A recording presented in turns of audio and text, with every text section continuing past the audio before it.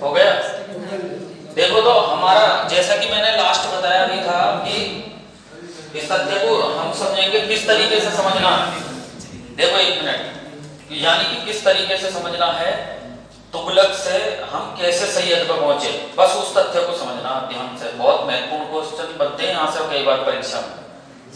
तो जैसा कि मैंने लास्ट भी बताया कि तुगलक वंश का अंतिम जो शासक था वो था आपका नासिरुद्दीन महमूद।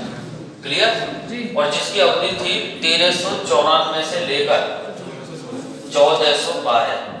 बहुत ध्यान से सुनना मैं क्या कह रहा हूं, एक एक चीजें को बहुत आराम के साथ सुने। मैं निश्चित रूप से कह रहा हूं यहां से क्या क्या क्वेश्चन बन सकते हैं उसे भी मैं बताऊंगा, लेकिन बहुत ध्यान से सुनना पूरे कॉन्सेप्ट को। इनकी अवधि है 1394 से लेकर 1412। और जबकि हम सब ये बात जान चुके हैं कि अगर पूरे तुगलक वंश की बात करूं तो मैं तुगलक वंश की अवधि थी हमारी 1320 से लेकर 1414। क्लियर? लेकिन चूंकि ये अंतिम शासक भी हैं तुगलक वंश के नासिरुद्दीन महमूद, याद रखना। क्लियर? जैसा कि मैंने उस दिन भी बताया लास्ट, बहुत ध्यान से सुनना है, ये अंतिम शासक थे दिल्ली सल्तनत के तुगलक वंश के। क्लियर? इनके समय में क्या था स्टूडेंट, इनके समय में दिल्ली सल्तनत के जो अन्य राज्य थे, जो दिल्ली सल्तनत के अंतर्गत जितने भी राज्य आते थे, वो अपने आप को स्वतंत्र घोषित करने लगे थे। यानी कि आप एक बात से सिर्फ ये समझ सकते हैं, एक पॉइंट से, कि दिल्ली सल्तनत की जो पावर थी ना, यानी कि दिल्ली सल्तनत के अंतर्गत जो तुगलक वंश की पावर थी, वो कहीं ना कहीं इस शासक के अवधि में बहुत कमजोर हो गई थी। यानी कि कमजोरी हो गई थी बहुत ज्यादा इस नासिरुद्दीन महमूद के समय। इनके अंतर्गत जितने भी राज्य आते थे वो अपने आप को स्वतंत्र घोषित करने लगे थे, यानी कि हम दिल्ली सल्तनत से अलग हैं। समझ रहे हैं? यहां तक कि आप ये मान के चलिए कि इनके अपने सूबेदार, यानी कि खुद के इनके अपने सूबेदार भी इनसे युद्ध तक लड़ने के लिए तैयार हो गए। तो मैं पीछे का कुछ लिंक कर रहा हूं, बहुत इसे बेहद ही शांत दिमाग के साथ सुना, क्योंकि चीजें एक एक समझ में आएंगी। ठीक है? इनके खुद के सूबेदार भी क्या कर रहे थे, इनसे युद्ध की तैयारी कर रहे थे। और इनमें से एक जो महत्वपूर्ण जो इनके सूबेदार थे वो थे, आप नाम सुना होगा, खिजर खान। बहुत ध्यान से सुनना, उस समय वो मुल्तान, लाहौर और दीपालपुर के सूबेदार थे। बहुत ध्यान से सुनिए मैं क्या कह रहा हूं। ठीक? यहां तक कि इनके सूबेदार भी इनसे युद्ध की तैयारी कर रहे थे, यानी कि अपने आप को स्वतंत्र कर इनसे युद्ध की तैयारी कर रहे थे। इसी बीच क्या होता है स्टूडेंट, बहुत ध्यान से सुनेंगे। जैसा कि मैंने अभी भी बताया, दिल्ली सल्तनत की तुगलक वंश में अगर कहीं ज्यादा स्थिति खराब हुई तो नासिरुद्दीन महमूद के समय में, जो कि दिल्ली सल्तनत के अंतर्गत तुगलक वंश के अंतिम शासक थे। इसका फायदा उठाना चाहते थे अन्य सूबेदार भी। क्लियर? इसी बीच 1398 में, ये तो आपको दिमाग में बैठा लेना, यानी कि फैक्ट जो मैं बताता भी आया हूं, 1398 में तैमूर लंग भारत पर आक्रमण करता है। ये आपसे पूछा जाएगा, चाहे कांस्टेबल की परीक्षा हो चाहे दरोगा की हो, पूछा जाएगा तैमूर लंग ने भारत पर कब आक्रमण किया। 1398। जो फैक्ट है मैं उन्हें बताता भी चलूंगा, कहां ज्यादा ध्यान देना। जब तैमूर लंग ने भारत पर आक्रमण किया तो तैमूर लंग जो थे वो मोस्टली कई बार पूछा जाएगा भाई किससे संबंधित थे, कहां से संबंधित थे। बहुत ध्यान से सुनना। तो तैमूर लंग एक तुर्क थे।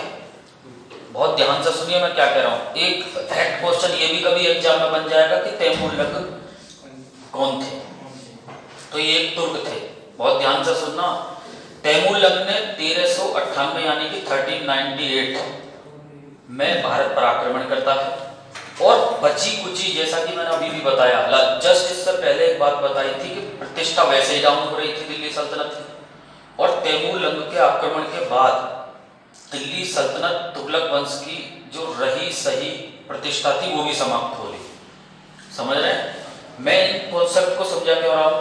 कई बार जब यूपीएसआई वगैरह एग्जाम देने जा रहे होगे ना, तो कथन बेस आधारित क्वेश्चन बनते कि कौन सा कथन सही है, कौन सा कथन सही नहीं है।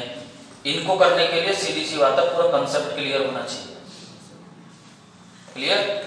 तब वो जब आक्रमण कर देते हैं तो ध्यान से सुनना है, उनके आक्रमण के समय जो पंजाब के सूबेदार थे खिजर खां, बहुत ध्यान से सुनना, खिजर खां, वो उनकी सहायता करते हैं। किसकी? तैमूर लंग की। क्लियर? और उनकी अधीनता स्वीकार करते हैं। किसकी? तैमूर लंग की। और इसी कारण फिर क्या होता है, इस जब ये आक्रमण कर देते हैं तैमूर लंग, तो उसके बाद दिल्ली सल्तनत की बची कुची जो प्रतिष्ठा है वो समाप्त हो जाती है। तो चूंकि उन्होंने अधीनता भी स्वीकार कर ली थी खिजर खां ने, और उनकी सहायता भी की थी इस युद्ध में। सहायता क्यों की थी ये आप समझ गए होंगे। जस्ट मैंने इससे पहले एक बात बताई है कि सूबेदार खुद अपने आप को अलग करने लगे थे, स्थिति कमजोर हो रही थी इसको देखकर। यानी कि ये स्वयं भी खिजर खां भी दिल्ली पर आक्रमण की तैयारी कर रहे थे। अब चूंकि वो भी मिल गए तो और भी आसान हो गया। तो जब तैमूर लंग आक्रमण के बाद चले गए वापस, तो तैमूर लंग अपने प्रतिनिधि के रूप में, फैक्ट को ध्यान रखिएगा मैं क्या कह रहा हूं, तैमूर लंग अपने प्रतिनिधि के रूप में खिजर खां को भारत में अपने प्रतिनिधि के रूप में नियुक्त कर गए। यानी कि खिजर खां को प्रतिनिधि के रूप में किसने नियुक्त किया था? तैमूर लंग ने। एक क्वेश्चन सीधा एग्जाम में पूछा जाएगा, बहुत शानदार प्रश्न होगा, याद रखना कभी भी, कि तैमूर लंग ने जब भारत पर आक्रमण किया तो उस समय खिजर खां कहां के सूबेदार थे? पंजाब के सूबेदार थे। बहुत बेहतर क्वेश्चन बनेगा, फैक्ट भी है और अंदर से भी है। क्लियर? अब चूंकि उन्हें प्रतिनिधि के रूप में वो वहां पर कर गए, तो उस समय दिल्ली सल्तनत यानी कि तुगलक वंश के कौन थे? यानी कि ये पूछा जाएगा कि जिस समय तैमूर लंग ने भारत पर आक्रमण किया 1398 में, उस समय दिल्ली यानी तुगलक वंश के शासक कौन थे? नासिरुद्दीन महमूद थे। भाई सीधी सी बात है। क्लियर? तो जब वो चले गए और उनको प्रतिनिधि नियुक्त कर गए, तो उसके बाद क्या है कि ये स्टूडेंट बहुत ध्यान देने वाली बात है। तो एक वजीर थे जिनका नाम था मल्लू इकबाल। मल्लू इकबाल की सहायता से नासिरुद्दीन महमूद फिर से पुनः यानी कि दिल्ली सल्तनत की जो प्रतिष्ठा थी सब पुनः बनाने का प्रयास किया। क्लियर? फिर क्या होता है कि जब पुनः बनाने का प्रयास किया तो ज्यादा जो शक्ति थी वो मल्लू इकबाल के हाथों में चली गई थी। मोस्टली याद रखना, यानी कि मेन पावर ऐसा कह सकते हैं आप, ये समझिए जैसे कि हमारे यहाँ राष्ट्रपति है, नाम मात्र के प्रमुख होते हैं, जबकि वास्तविक शक्ति प्रधानमंत्री के पास होती है। ऐसे ही वास्तविक शक्ति किसके पास थी? मोस्टली उनके पास थी। तो फिर क्या होता है कि दोनों में मतभेद के कारण वो वहां से चले जाते हैं नासिरुद्दीन महमूद। क्लियर? जब नासिरुद्दीन महमूद वहां से चले जाते हैं तो मल्लू इकबाल के हाथों में ही थी सारी पावर।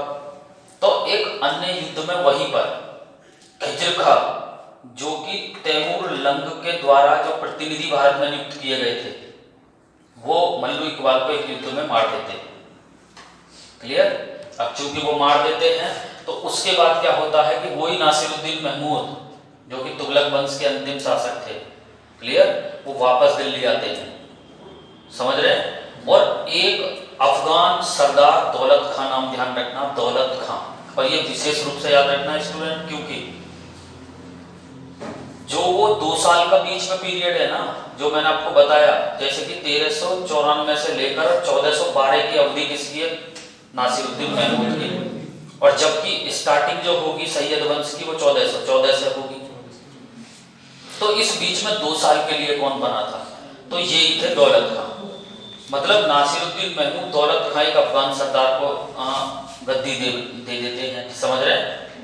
तो वो जो अफगान सरदार थे जिनका नाम था दौलत खां, वो कुछ समय तक वहां रहते हैं और उन्हें एक और युद्ध में सन 1414, बहुत अच्छी तरह याद रखना, सन 1414 में खिजर खां, वही खिजर खां जो तैमूर लंग के द्वारा नियुक्त प्रतिनिधि थे, उन्हें एक युद्ध में दिल्ली में आक्रमण कर मार डालते हैं। तो फिर क्या होता है स्टूडेंट, इस विशेष रूप से याद रखेंगे इस पॉइंट को। फिर भारत के इतिहास में क्या होता है कि एक नए राजवंश की स्थापना होती है जिसका नाम था सैयद वंश। सैयद वंश की स्थापना चूंकि किसके द्वारा हुई? खिजर खां। और इसलिए कई बार एग्जाम में पूछा जाएगा कि सैयद वंश के संस्थापक कौन थे, तो आप याद रखेंगे खिजर खां थे। क्यों थे अब मालूम पड़ गया होगा। लेकिन एक क्वेश्चन ये भी बन सकता है और डीप क्वेश्चन होगा कि खिज्र खां किसकी हत्या कर गद्दी पर बैठे थे। तो दौलत खां की हत्या कर गद्दी पर बैठे थे, क्योंकि 1412 से लेकर 1414 के बीच के 2 साल में कौन रहे थे? दौलत खां। विशेष रूप से याद रखेंगे। अन्य क्वेश्चन क्या बन सकते हैं, हम जरा फैक्ट पे भी ध्यान देंगे। तैमूर लंग ने भारत पर कब आक्रमण किया? 1398 में। तैमूर लंग के भारत पर आक्रमण के समय तुगलक वंश का शासक कौन था? नासिरुद्दीन महमूद। तैमूर लंग ने जिस समय भारत पर आक्रमण किया या दिल्ली पर आक्रमण किया, उस समय खिज्र खां कहां के सूबेदार थे? पंजाब के सूबेदार थे। क्लियर? बहुत अच्छी तरीके से याद रखना है। तैमूर लंग के आक्रमण के बाद नासिरुद्दीन महमूद ने किसकी सहायता से दिल्ली तुगलक वंश की प्रतिष्ठा को बचाने का प्रयास किया? मल्लू इकबाल। क्लियर? और सैयद वंश का नाम सैयद वंश ही क्यों पड़ा बाद में? बहुत शानदार सवाल है अपने आप में, जो पूछा जाएगा एग्जाम में। यानी कि खिज्र खां ने जब सैयद वंश की स्थापना की सन 1414 में, तो सैयद वंश के ही नाम से क्यों की? क्योंकि खिज्र खां को एक संत सैयद के नाम से बुलाते थे। बहुत ध्यान से सुनना, मैं पीछे का कुछ महत्वपूर्ण लिंक बता रहा हूं, हालांकि इसे लिखाऊंगा भी। खिज्र खां को पहले एक संत थे जो उनके गुरु जैसे थे, उन्हें किसके नाम से बुलाते थे? सैयद नाम से। और सैयद जो है अपने आप को पैगंबर मोहम्मद के वंशज मानते थे। समझ रहे हैं? इसी कारण खिज्र खां ने जो नए वंश की स्थापना की 1414 में, उसका नाम क्या रखा? सैयद वंश। अब हमेशा याद रखना स्टूडेंट, सैयद वंश की अवधि है 1414 से लेकर 1451। माइंड में बैठा लेना है। और आज के लेक्चर में हमें यही पढ़ना है, ठीक है? लिखना कैसे है मैं बताऊंगा, उसे लिखना किस तरीके से है, तो उसे इस तरीके से लिखना।